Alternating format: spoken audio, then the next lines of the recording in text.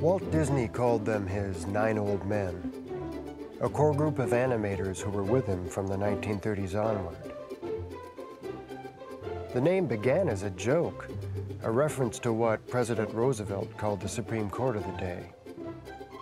But by the 1950s, Walt's 9 old men were involved in just about everything that made Disney, Disney.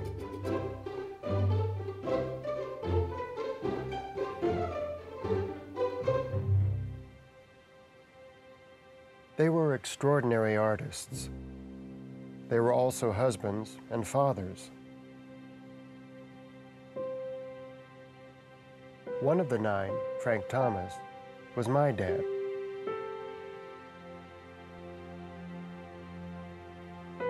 I'm Ted, his son.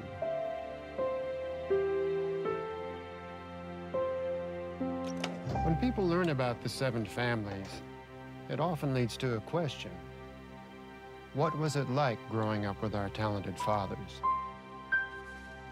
Well, there's no short answer to that for me. And even though I've known several of the other children most of my life, I'm not really sure how they would answer that. I'd have to ask them. So I did. The whole way this project kind of got started was the idea of, you know, I keep being asked again and again when I do interviews about how charmed my childhood must have been, you know, and wasn't it magical, you know. I'm laughing because...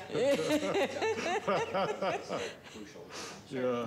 During the 50s, Dad would have us come out with Mom, a couple times during the summer and have lunch with him. And then he'd take us around and show us what he was working on. You come in on the weekends and you walk up those big stairs of the animation building, the big aluminum frame doors, and you look down the hall, shiny linoleum. Mm-hmm. Shiny linoleum. Mm-hmm.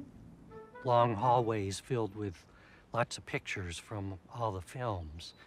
And I remember packing a little lunch and going with him, and I would find a place under the moviola with my little sketch pad. I remember going to the studio with Dad and sitting at a neighboring office with the board in front of me, and I get the paper out and put it in, and I get the pencil, and I thought something was going to happen.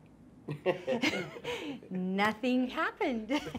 You know the rubber bands at the studio? Mm. You put a whole bunch of them together and put them between 2 doors. You had a slingshot down the hall. In those days, there were metal cars, no plastic cars. The goal was to try and get it to the end, whether it was on its wheels or not, and smack into the end of the door.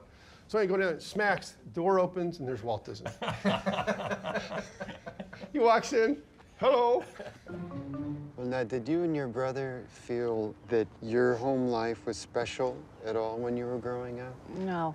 As a matter of fact, I don't know how Pete felt really, but I was kind of envious of my girlfriends and my peer group because their fathers were firemen and policemen and engineers, you know, but mostly they were of the labor people, you know, and they would sell things or make neat things, you know. My dad was just an animator, you know, and it was like...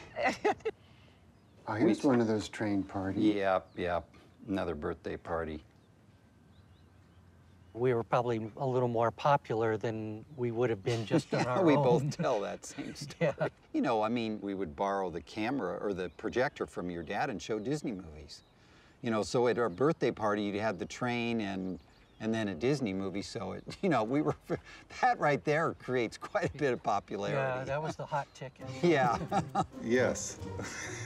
I thought it was pretty cool that I had friends whose dads worked for NASA, and they thought it was really cool that my dad worked for Walt Disney. Charmed is a pretty good word. I might use privileged in a quiet kind of way. I do. Yes, I had a charmed childhood. I wouldn't trade it for anything.